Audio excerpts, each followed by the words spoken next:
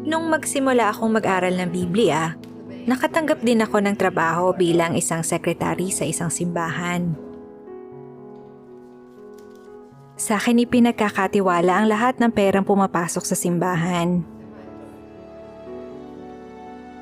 Nung mga panahong yun, wala akong nakikitang masama sa trabaho ko. Sa pag-aaral ko ng Biblia, natutuhan ko na mga kapistang sineselebrate ko ay hindi gusto ni Jehovah. Pero parang hindi ko kaya na ako lang ang hindi pupunta sa mga kapistang iyon. Kasi sa mga okasyong ito, magkakasama ang buong pamilya at sa totoo lang, masaya rin ang ganong mga selebrasyon. Minsan, nung may pulong sa Kingdom Hall, nakausap ko ang isang elder.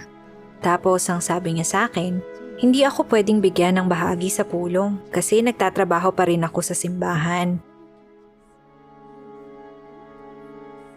Ang lungkot-lungkot ko noon kasi pakiramdam ko, ang dami kong natatanggap na tulong mula kay Jehovah.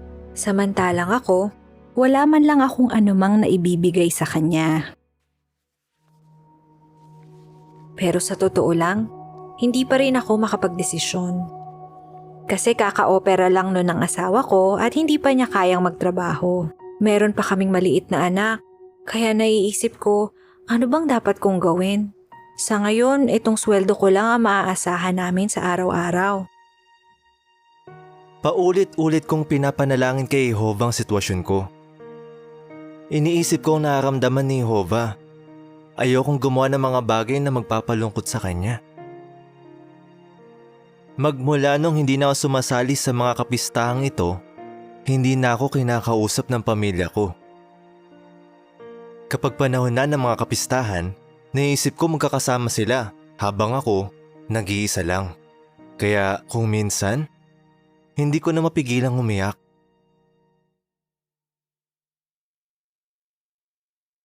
Pinag-isipan ko ang pangako ng Diyos sa Awit 27:10. Nangangako sa akin si Jehovah na kahit pa iwanan ako ng mga magulang ko, kukupkupin niya ako bilang anak niya. Nakatulong yun sa akin na maging matatag. Sinikap kong dumalo sa mga pagpupulong at sumasama din ako sa pangangaral. Dahil sa mga gawaing ito, napalapit ako sa mga kapatid sa kongregasyon. Kaya para ko na silang pamilya. At ang ama na nagmamahal sa aming lahat ay si Jehovah.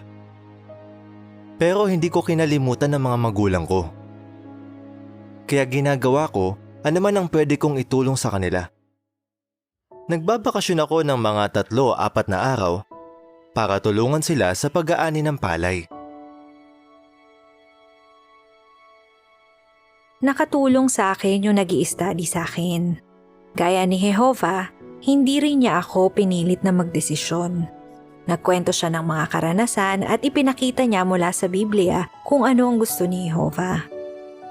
Kaya nakita ko na kailangan kong magdesisyon.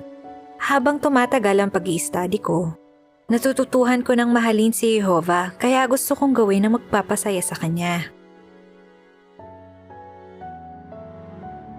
Nakokonsensya na rin ako. Kaya alam kong kailangan ko ng magdesisyon na gawin ang gusto ni Jehovah. At yun nga ang ginawa ko.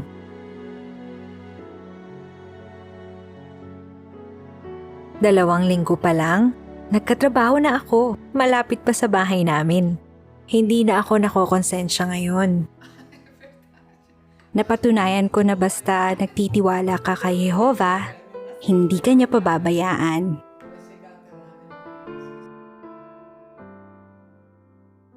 Sinabi ko sa mga magulang ko na kahit nagbago na ako ng reliyon, mahal ko pa rin sila. Simula nun, kinakausap na ulit nila ako. Kaya inimbitahan ko silang dumalo sa pulong. Noong dumalo si tatay sa pulong, sabi niya, "Anak, tama ang desisyong ginawa mo." Nang sabihin sa akin yun ng tatay ko, sobrang saya ko. Sana balang araw, mag-aral ng Biblia ang pamilya ko para makasama ko na sila sa paglilingkod kay Jehovah.